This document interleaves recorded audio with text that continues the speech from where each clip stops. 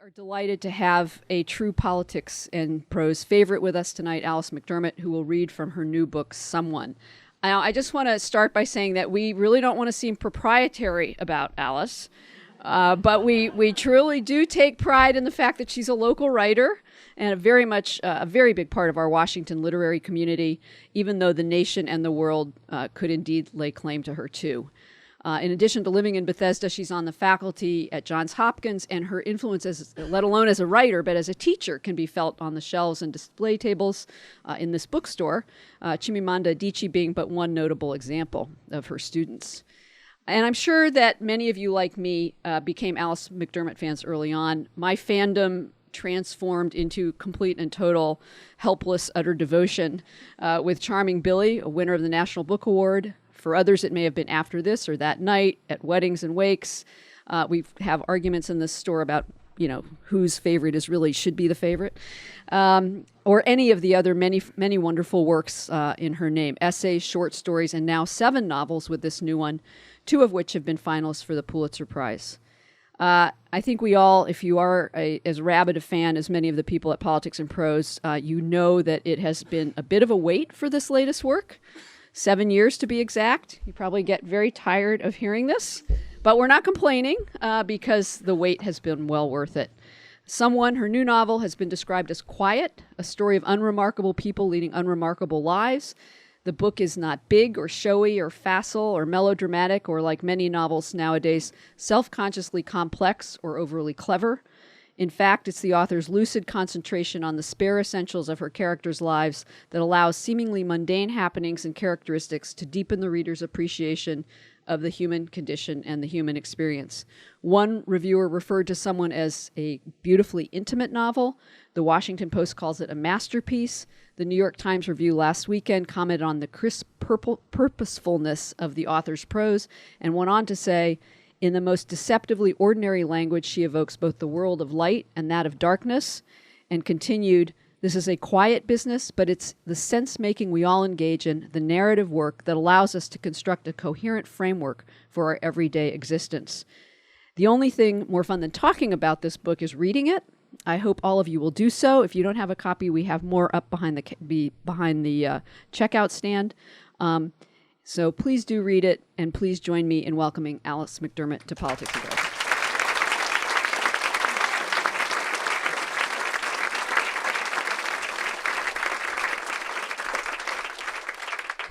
Thank you so much. Can you hear me back there?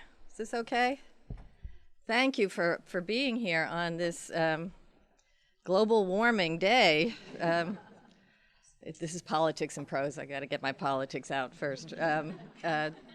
I so appreciate it. I love reading here. It really is like going to your own wake. All these familiar faces and all these different phases of your life before you. I have to admit that when I was setting up the reading and my publicist at FS&G said, would you like to read at Politics and Prose on 9/11, that I hesitated a little bit. And then I recalled how it was 12 years ago in the aftermath of what happened on 9/11, how many unusual places used poetry to help us sort out what had happened to us as a country, as individuals. I remember Peter Jennings quoting Auden. How often does that happen on the nightly news? Yeats, of course, in Easter 1916, and how many times we heard that a terrible beauty is born in the aftermath. E.B. White's This is New York, lovely prose, but poetic.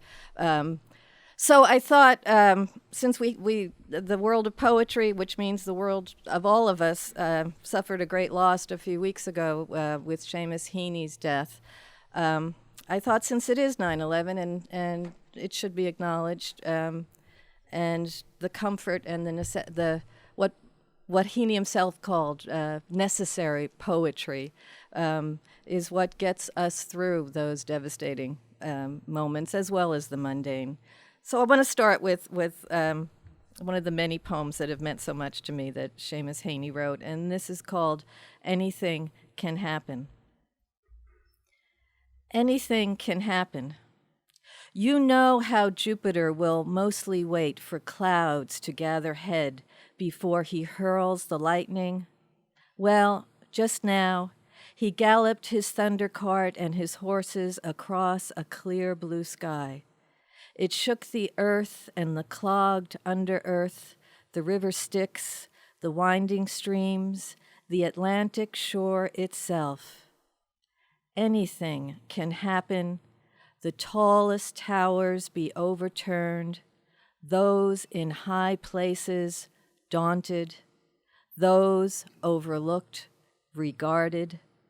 Stropped beak fortune swoops, making the air gasp, tearing the crest off one, setting it down bleeding on the next. Ground gives. The heavens' weight lifts up off Atlas like a kettle lid. Capstones shift, nothing resettles right. Telluric ash and fire spores boil away.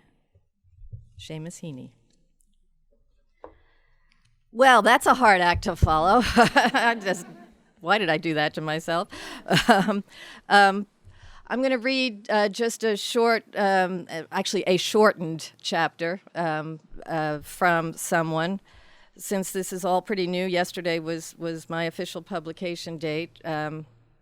I'm not at all sure what the best sections to read are yet, but this is one, although it comes late in the book, sort of at the end of the second section, and there are 3 sections. What you need to know is someone is about a woman named Marie Comerford. She has been described here, there, and everywhere as an ordinary woman, but I'm not so sure I agree with that. We can talk about that later. Marie is married to Tom. Her brother, Gabe, was a golden child, entered the seminary back in the 30s. Was ordained, but then quickly came home to take care of Marie and his widowed mother. That's about all you really need to know. If I find something else you really need to know, I will interrupt myself. The doctor was red-faced. His hands were abrupt. "Mrs. Comerford," he said, "you are not cooperating." Although I could not see it, I knew there must have been perspiration beaded on his forehead, because as he leaned to shout at me, a drop of it hit the sheet beneath my chin. I didn't see it fall, but somehow I heard the sound it made, and in my pain I imagined that out of that sound, the sound of a raindrop on a dry roof, there rose more profoundly the scent of the hospital laundry, the scent of bleach on the sheet that nearly reminded me, too, of some experience in this life that I might have liked, might have loved even. My first night with Tom, perhaps, under sheets that had not been dried in the sun or on a line in my mother's kitchen. But the pain was a swelling black tide that engulfed the brief, bright recollection in the same way it began to absorb the doctor's red face and the hovering nurses in white and the light in the room, daylight or electric. Who could say? I had been in labor for hours and hours by then, days perhaps. I had not understood. I had not been told the extent of the suffering involved, from the cramps of the enema to the scrape of the razor to the endless searing rise and the long aching fall of each contraction. I had sent so many entreaties to heaven by then, first that my baby would be healthy, then that I would please not die, now only that the pain might end, that I had begun to see myself as some kind of Fuller brush salesman knocking on a solid door, a door without hinges, without knobs. Hours, days, could it be weeks into this ordeal, I had given up the hope of getting an answer, and so turned my pleas instead to my own father, who had loved me and would have wept to see me here, trussed up like a beast in a slaughterhouse, trapped under the weight of my belly, racked with pain, and now, among so many indignities, this man, this doctor, shouting angrily into my face. I am cooperating, I managed to say, and wanted to add something shocking and bitter and profane. But the black tide was surging across memory, too. I couldn't reach the words I wanted. You bastard, son of a bitch, amadan, damn fool. There was, somewhere beside my ear, a hiss of air. The white nurse leaned in. She held in her hand the rubber mask, offering the ether, but the doctor brushed her away with a wave of his hand. She seemed to disappear into the light. Oh, please, I heard my own voice, not roaring out those curse words as I had imagined, but pleading, whimpering, and thin. The man leaned down again. This was not my own doctor, but one I recalled brought in sometime in the last few hours or days, red-faced, imperious, with abrupt, impatient hands. A little pain now, he said, for a good outcome later. For your baby. A good outcome. A bitter drop of his perspiration fell on my lip, and then he leaned across me, and his white chest absorbed like cotton the black wash of my pain. He was going to smother me. The only antidote, of course, for my suffering. Fool that I had been to think otherwise, no other relief but dying, letting go of this poor body at last, sloughing it off, a shell, a doll. They could stuff it with horsehair. I would make no more entreaties. I would fall effortlessly against the solid and unyielding door. They tore me in two. Later, making a joke out of it, I said I was run over by the Coney Island Express. The parameters of the pain, from breast to thigh, just about the distance between the black steel of the subway tracks. The odor of blood that filled the crowded room like the underground scent of hollowed rock and cold steel. I heard, in fact, the walloping, beating rhythm of passing subway cars just as the red-faced doctor sliced me apart without sufficient anesthesia, without any at all, I was certain, and pulled the baby out and sewed me up again so that I felt every stitch. Pain like the walloping beat, light and dark and pounding air of a passing train, steel against bitter steel, a train passing over me, cracking my hip bones and rattling the teeth in my china skull. Unnecessarily withheld. Two of the nurses said later, as they bathed me and changed my dressing and returned my limp body, still mine, it seemed, to a bed on the ward. They spoke softly, looking over their shoulders to the door and the hallway outside. He had his training in the army, they told me. He had a bad war. Cruel, they said of him, brutal. They said, he thinks women need to be more stoic about these things. But when the doctor came into the room again, they only smiled and bowed and then scattered like pigeons when he shouted his demands. I saw my mother in a chair by the window when I opened my eyes again. My mother wore her hat and her pale broadcloth summer suit, and she held her purse on her lap. The slatted sunlight had washed her of all color. I thought for a moment that we might both have died during the long days and nights of my ordeal, not because of the pale light in the blank room, but because of the sweet assurance I felt, waking and seeing my mother there, that I was loved, cherished beyond all reason.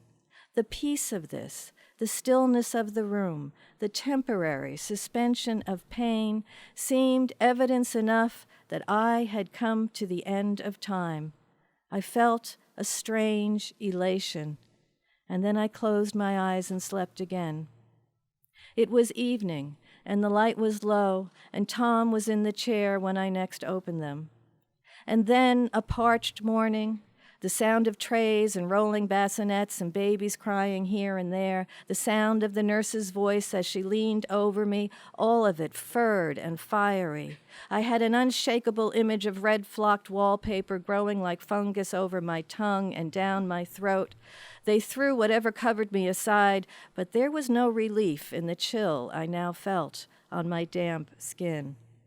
The wide bandages were ripped from what was left of the poor, pale flesh suspended between the thin bones of my hip.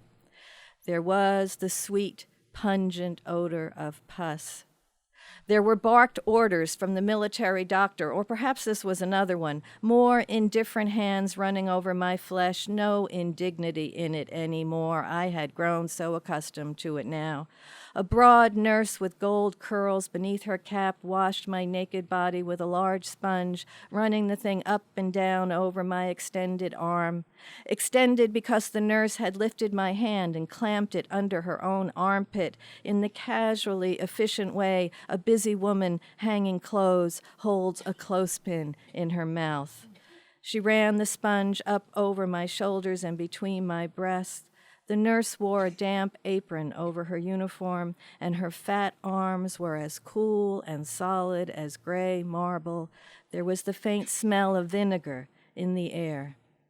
Later, I heard my mother's voice raised in anger, but had no strength to assure her that there was no need to object.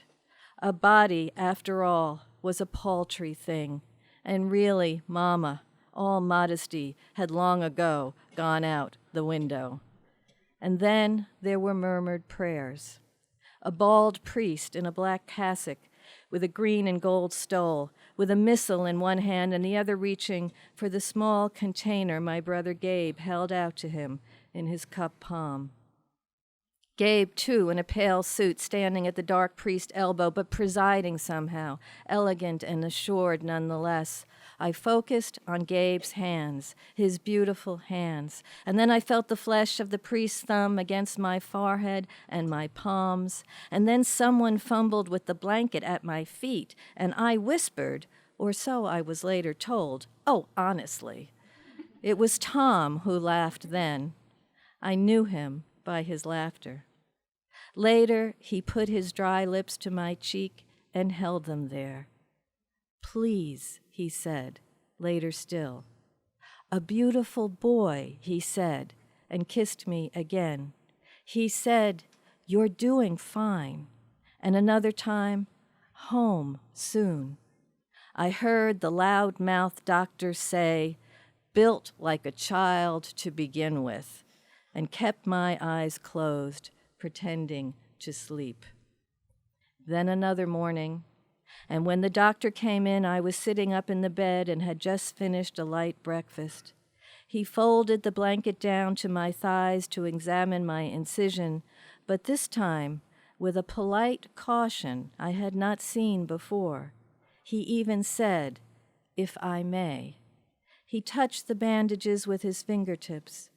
It occurred to me that I had become accustomed to looking down across my body to find his head hovering there. I knew his bald spot as well as I knew Tom's. He said, "That's fine, much better," and then quickly, almost shyly, covered me again. He was, I thought, giving my body back to me. I felt a peculiar regret, the end of some intimacy. He put his hand on my forearm. He was red-faced and gray-haired and strong-jawed. He looked like an old general.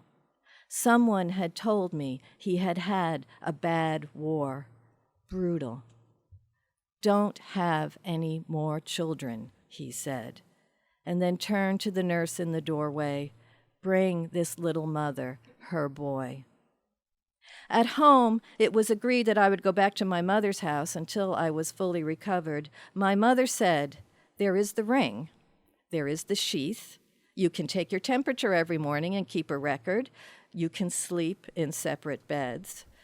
The baby, little Tommy, was plump and healthy, alive in my arms, and he woke every 3 hours. Once again, my mother and I were sharing the big bed. My mother was up at the child's first whimper, always the warm bottle of formula at the ready. The ordeal that had almost killed me was reduced now to the hot red incision that split my belly, so jagged and roughly sewn that my mother, seeing it, had whispered, "I'd like to wring his neck." If I moved the wrong way, the pain from it would flare across my entire midsection, make me stoop to catch my breath. My long ordeal, as I'd come to call it, reduced as well to the ache in my breast that my own doctor had assured me would soon go away as my milk dried up.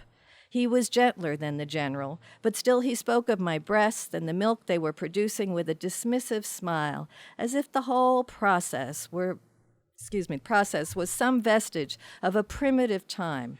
An immigrant custom, as one of the nurses on the ward had called it when my mother, who kept asking why I didn't nurse the child, was out of the room.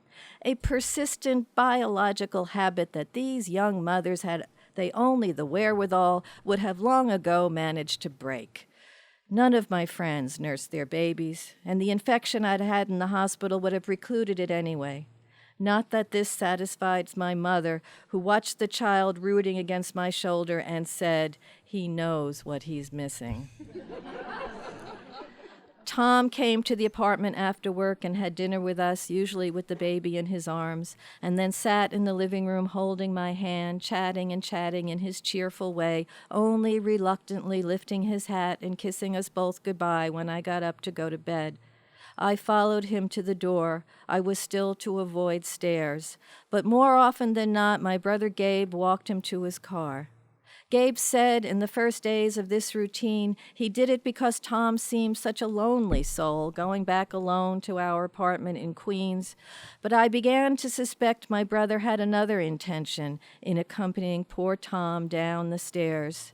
There was the matter, after all, of the doctor's injunction. I must not have another child. We were alone in the apartment. My mother said, "There is the ring.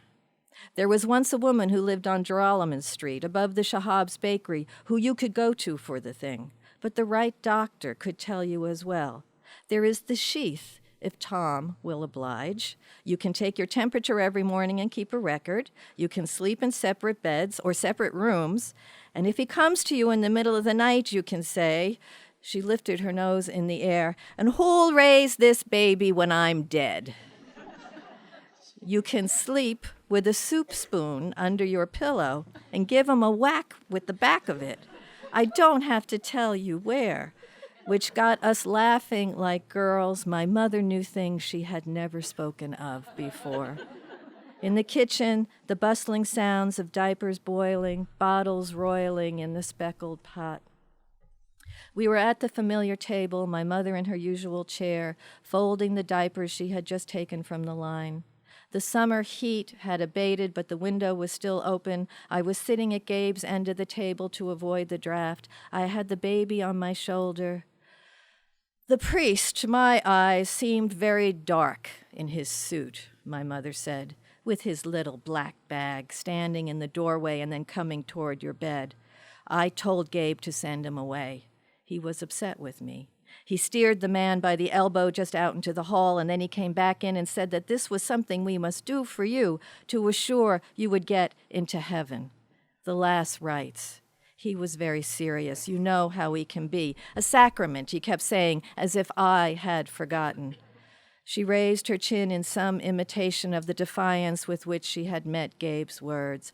I hadn't forgotten, she said. I just didn't like the looks of the man coming toward your bed like that, a black-suited banshee. I was desperate with the fear that I'd lose you. I said to Gabe, "She's a young woman just after giving birth to her first child. Who's going to keep her out of heaven?" I said to him, "How do you know she won't see him praying over her and give up the fight?" I said to him finally, "You're a priest, aren't you? You're still a priest. Send the blackguard away and give her the blessing yourself. Didn't you do as much for your poor father?" She took another clean diaper from the basket on the table, folded it neatly. The baby began to fuss, and I stood. I rubbed my fingers up and down his spine. I hadn't known this, that it was my brother who had given my father the last sacrament. It made perfect sense, of course. Gabe was at his first parish then, but the time was a blur, and I would not have thought until now to turn my imagination to it. I said to my mother, I didn't know. My mother nodded. It was a terrible thing to have him do, she said, and she dropped her hands in her lap as if from sheer weariness. Terrible for him. She said, he was all of what? 23, barely ordained, and your father so wasted by then, his bowels coming up to his throat if you want to know the worst of it. She fluttered her thin hand from her breast to her chin to illustrate, I did not want to know the worst of it. Even as Gabe was putting the holy oil on him, the poor man was heaving and choking. Cruel, that cancer. Cruel of me to make Gabe go through it. I should have banned him from the room. I don't remember, I said, moving to a corner of the dining room to avoid the draft from the open window. Ever vigilant now against drafts, missteps, scalding water. I was a mother now, and all the terrible things that could maul a child, snatch him from the world, had bared their teeth and trained their yellow eyes on me. The baby was warmly asleep against my shoulder. A blessing for you, my mother said not to remember, and she once again touched her lips. It was my fault, asking him. The poor child's hands were trembling and the tears were running down his face, and your father was choking back the black bile, trying to encourage him, trying to help him with the Latin. She put her fingertips to her chin, moving his lips like he used to do when Gabe said his poems, moving his lips because he couldn't speak. There was a terrible odor, rot and bile, the man's body wasted to nothing. Radium was what they gave him to drink. Poison, his face a skull, the dear man. With her hand to her chin, she paused and closed her eyes again. I could hear the water boiling in the pots on the stove. I could hear the traffic in the street outside. I think your brother's vocation was squashed right there and then, in that room, if you want to know what I think.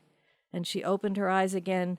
Behind her thin glasses, they were black with her anger. I think it was the end of that poor boy's sweet faith to see your father suffer the way he did, to see his body suffer. Here he was, newly minted, full up with all the words they'd given him out there at the seminary, all the prayers, and here was the sight of his father's body reduced to a whimpering, suffering thing. She paused and lifted one of the white diapers, struck it against her lap once, twice, 3 times, a keening gesture I had come to know. How was he to go back to his parish, she said, her voice low, and stand in the pulpit and tell the people looking up at him that there was any mercy in this world? How was he to console them? She glared at me, although it hardly seemed it was me she was speaking to. Her lips were wet with her fury. His vocation ended right there in that hospital, if you ask me. I've always thought it. I've thought it for a long while. And then she suddenly looked at me directly. But don't you dare tell him I said so. I shook my head. I would not. My mother began to fold the diapers once more. So it was terrible for me to bring it up again at the hospital when that priest showed up with his black bag. Terrible of me to throw that memory in your brother's face when what he was trying to do for you was what he still hoped was right, the very best thing he knew still, trying to assure me that you'd get into heaven after all your pain. But I wouldn't be consoled. I didn't want you in heaven. I wanted you alive on earth with your child. When the priest came in again, I swung my purse at his head.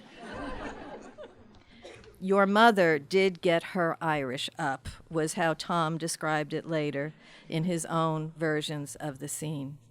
In both versions, Gabe simply put his hands on my mother's shoulders and said, "Now, Mama, quiet down." He showed her his empty palms, as if it should be apparent that whatever they once had held, they held no more. I knew the gesture. "Let Father bestow the sacrament," he said. "He's a good priest. I'll stand by his side." And wasn't he right? My mother said, smiling at me, changing allegiance, or so it seemed to me, simply by wiping the spit from her lips and shaking the anger from her eyes. She folded and smoothed and patted down the clean diapers on her lap. Weren't you better the very next morning? Almost a miracle. It was just that the infection cleared up, I said. That penicillin did the trick. On a Saturday in cool October, 2 months after my ordeal, Tom put the bassinet and my suitcase into the trunk of the car, tying the lid half closed with rough string. He was giddy, going in and out in his good overcoat. My mother went before us down the stairs with a shopping bag full of the meals she had cooked. Gabe was behind us with the baby in his arms. Tom put one arm around my waist and gripped my right hand with the other as I leaned against the banister, taking one step at a time at his insistence. I'm really fine, I said, although the cold air and the sunlight on the sidewalk made my head swim. He eased me into the front seat of the car, only a twinge in my abdomen as I sat, an echo of the insult. Gabe leaned down to place the baby in my arms. At the apartment in Rego Park, all was spick and span and lemon polish and the lingering odor of the apple pie Tom had taught himself to bake that morning. There were roses in a vase on the table in the small kitchen. The crib was ready in the single bedroom, and our bed was crisply made.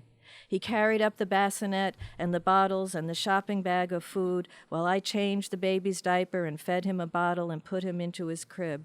Then Tom made tea and cut 2 pieces of the pie. I admired the roses while we all ate at the small table. Tom told a funny story about the 2 ladies in the grocery store who had advised him about the best apples to choose. While the baby's asleep, I told him, I might go lie down. He brought my suitcase in, and I changed out of my dress and took off my stockings and put a housecoat over my slip. I put my glasses on the bedside table. He smoothed down the bedspread for me and took a throw from the closet, all wordlessly, so as not to wake the sleeping child. He lowered the shades while I stretched out on the bed, and when he leaned down to kiss my forehead and whisper sweet dreams, I took his wrist and said, "You lie down too." He walked around the bed, sat at the edge, and untied his shoes. He lay back, somewhat cautiously, I thought, and with as much distance between us as there could be in a double bed, reached over and took my hand. He gripped it, briefly, to assure himself that I was there, perhaps, or maybe simply to convey that he was grateful for the assurance. I heard him sigh and knew without turning my head he had closed his eyes. I lifted his hand and brought it to my lips. It was not that my life was less valuable to me now that I had glimpsed what it would be like to lose it. My love for the child asleep in the crib, the child's need for me, for my vigilance, had made my life valuable in a way that even the most abundantly offered love, my parents, my brothers, even Tom's, had failed to do. Love was required of me now, to be given, not merely to be sought and returned. My presence on earth was never more urgently needed, and yet even the certainty of that fact seemed reason to throw away caution, not to heed it. I kissed his hand and moved it to my heart. We turned to each other. "Oh, Marie," he whispered, "we have to be careful." "Why?" I asked, and I saw that he couldn't resist a smile at my answer. I was a bold piece. He made his eyes and his mouth grow serious. "You can't endure another child." "Who said?" I whispered. He shook his head. I still held his hand against my heart. "Your doctor," he said, "your brother, even the priest who came to the hospital, who gave you last rites." "Fools," I said. "Which one of them has ever had a baby?" But Tom closed his eyes and put his hand to his forehead. "What a terrible night that was," he said. He whispered, "They gave you last rites," as if the memory of it still took his breath away. Gently, I touched his cheek to make him see me. I squinted in an effort to see him. It was only the silly infection, I said, and moved closely. I felt the ache in my abdomen, the muscles closing up around the ragged scar. Next time I'll know better, I said. I'll bring my own ether. I began to unbutton his shirt. Everyone says the second baby's easier. Put my lips to his bared throat. Was there any place on a body more lonely and vulnerable? A girl next time, I said. One of the nurses told me to have a girl next time, someone to take care of me in my old age. But he was still shaking his head. I'm not afraid, I told him. I wasn't.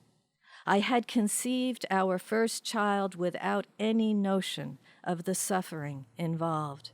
Now that I knew, desire, which was still there, of course, seemed small enough incentive to conceive again. It was courage now that was delightful to me. I was a bold piece. I had stood at death's door. I had withstood pain. I knew I could make a stand against it, against time, bold and stubborn, a living child in my arms. When he ran his fingertips over the scar that split my belly, he paused. I heard him catch his breath. This is foolish of us, he whispered. I said, I suppose it is. Thank you.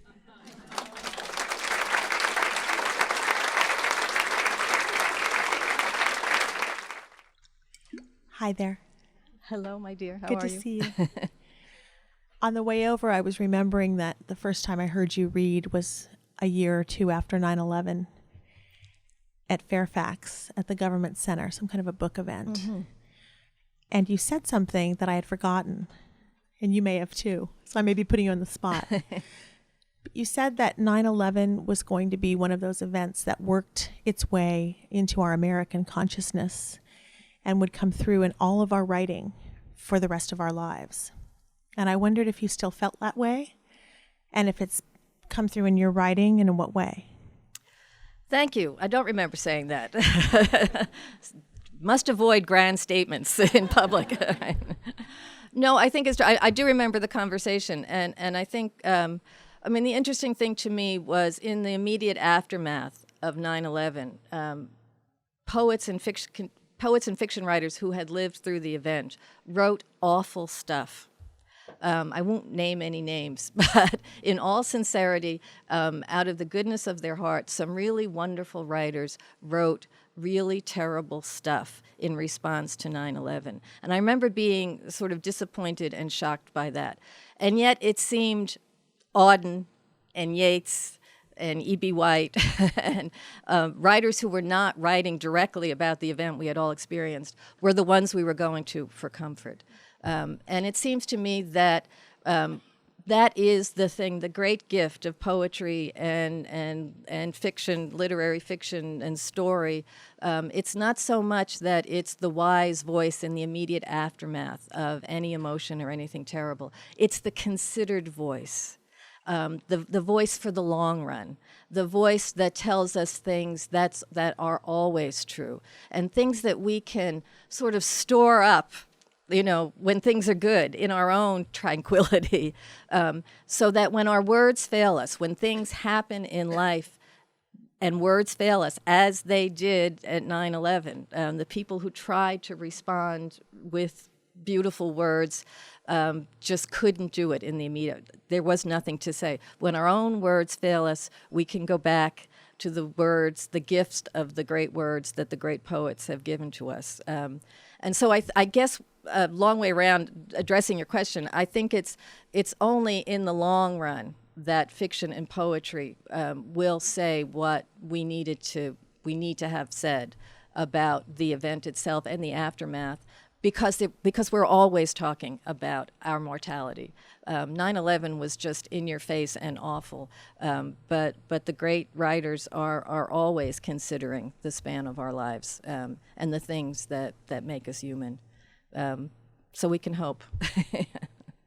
Hi there. Years ago, you were the very first speaker at Georgetown Visitation's Mother-Daughter. Yes, I book remember it talk, well. And you were wonderful. And after that night, the English teachers all got together and said, how does she do it? She has a husband, I think he was then working in Philly.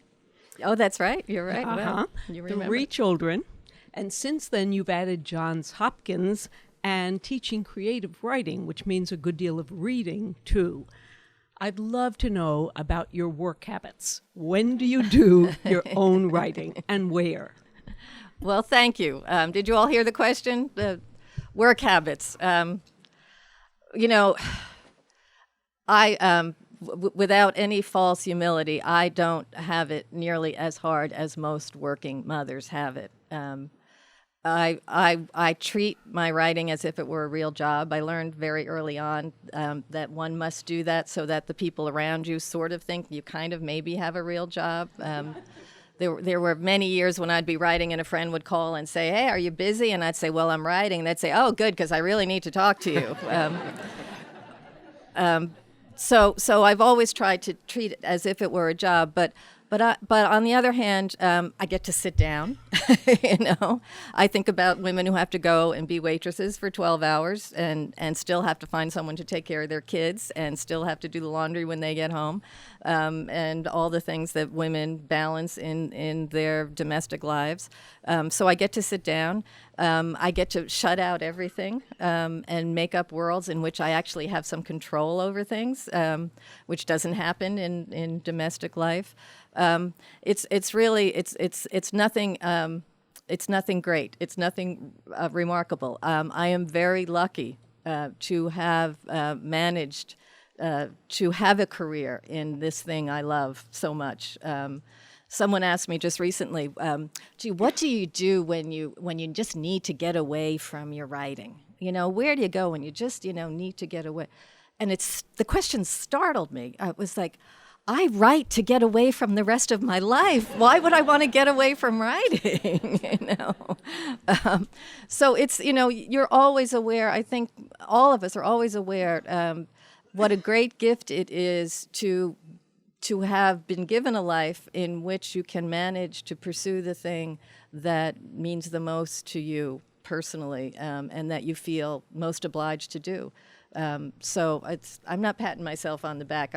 There are much harder working moms than I am.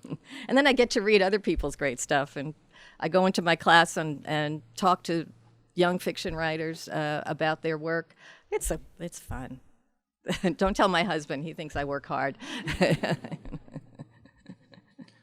Thank you. Hi there. Alice, this actually wasn't rigged, but I'm the current creative writing teacher at Georgetown Visitation. And I didn't know Catherine was going to be here tonight. But anyway, my question is this. I'm working a lot with the kids on narrative voice and trying to teach them, how to think about, how you want to tell a story. The narrator of the chapter you read tonight was first person. It was Marie's voice. Right. And it was very vivid, obviously. I'm thinking of Charming Billy, where you're using a third person narrator. And also, though, the detail is very vivid.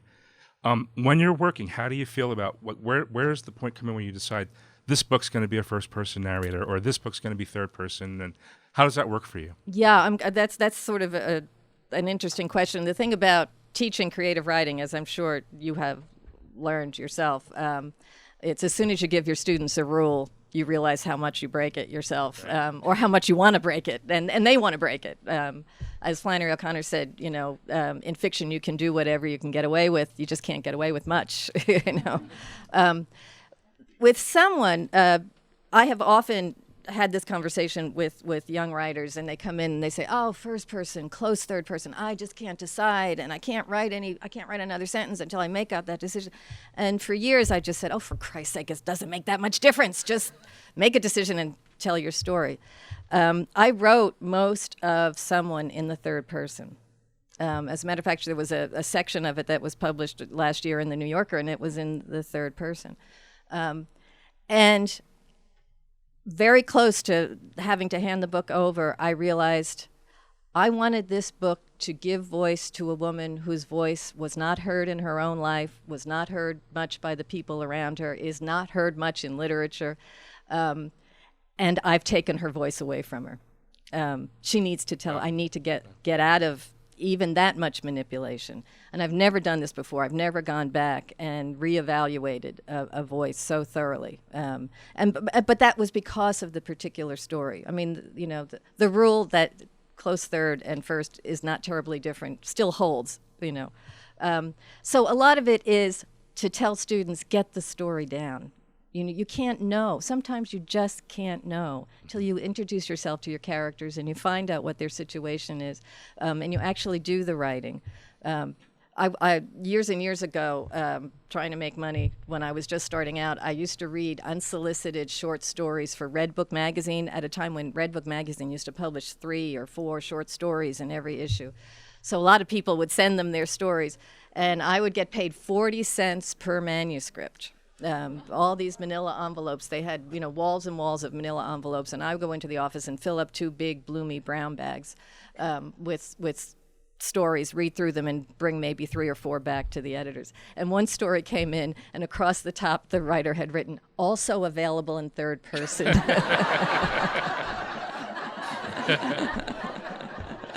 Whatever you like, I can do it. Thank you. Thank you. Hello. Hi Could there. you talk a little bit about where you get your ideas for your books?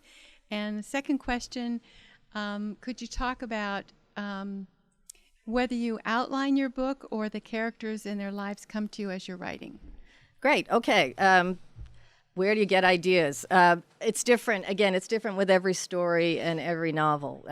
Sometimes it's a character. Sometimes it's a scene. This was an odd book.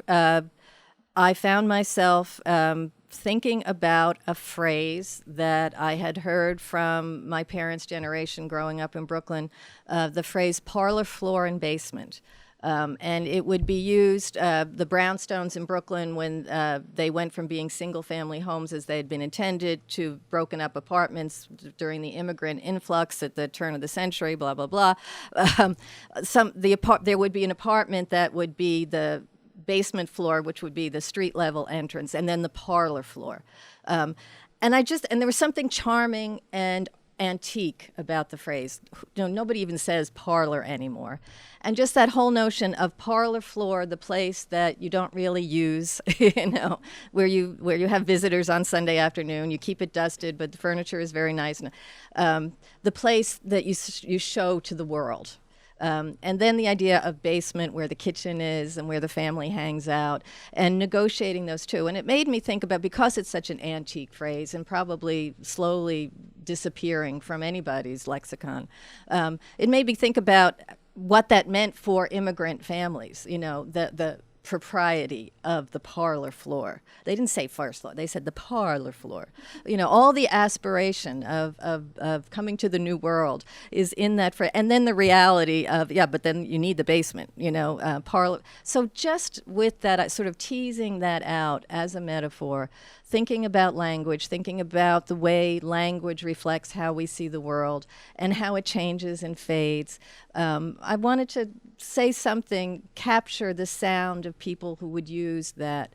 And then also the metaphor of negotiating these two things. So even just the idea of the stairs. And in the first chapter of the book, there's a character who first appears, Pegeen Shalab. Her mother's Irish, her father's Syrian. They live in the parlor, floor, and basement of the house next door to Marie. And Pegeen, I'm not giving anything away, Pegeen falls down the stairs. So that whole metaphor of negotiating those two things, of having that experience in your life. So it was an odd way for a story to begin. And as I say, then it was more, Marie was a third-person character I was observing, and then I turned it over to her voice as I got to know what her story was. So that's the second part of the answer. You can outline all you want to make yourself feel like you know what you're doing. My friend Seamus Heaney said of poets, and he repeats it again in a wonderful poem called The Gravel Walk, said that poets must teach themselves to walk on air against their better judgment. And I think for fiction writers, there's that same moment. I'm writing, I don't know what I'm writing, I don't have an outline, I don't know what the ending is. I'm listening to the language. The language is incantation, characters appear, place appears, and I must follow and find out. And it's a little scary. Thank you. You mentioned at the beginning that you'd like to address the fact that Marie is not an ordinary. Would you talk about that? Well, thank you for remembering. No, I should. Far be it from me to quibble with anyone who has anything nice to say about anything I have put to paper. But it's my own fault because I allow, if someone says, "Oh, it's a story about an ordinary woman," I usually say, "Yes, it is." And just of late, I've been thinking, well, okay, this ordinary woman is 7 years old when she hears the last wish of a dying girl, Pegeen Shalab, when she stands against 2,000 years of faith. Her pious young brother, trying to comfort her parents about the death of Pegeen, picks up the New Testament and reads from Matthew about, "Are not 2 sparrows sold for small coin? You are worth more than many sparrows." And the parents, of course, are delighted that their son has given them that reminder of their faith. And little Marie, who just got this word from Pegeen, says amadan, which means fool. So a 7-year-old who stands against 2,000 years of Christian faith seems to me something less than ordinary or more than ordinary. She's 10 years old when she confronts the angel of death. This is a warning for those of you who have not read the book yet. She confronts the angel of death when she's 10 years old, and she lies to the angel of death. I wouldn't call that an ordinary person. She saves her brother's life. She stands, as I just read, she stands against all the warnings and chooses life, not in the bumper sticker kind of way, but in the gut belief that love redeems us. I wouldn't say that was an ordinary woman. So I guess maybe I wonder if we're conflating not famous with ordinary, and I don't think that equates. So that's my spiel. Thank you. So anybody who's read the book is going, where the heck was the angel of death? I missed it. Thank you again all for being so patient. I appreciate it.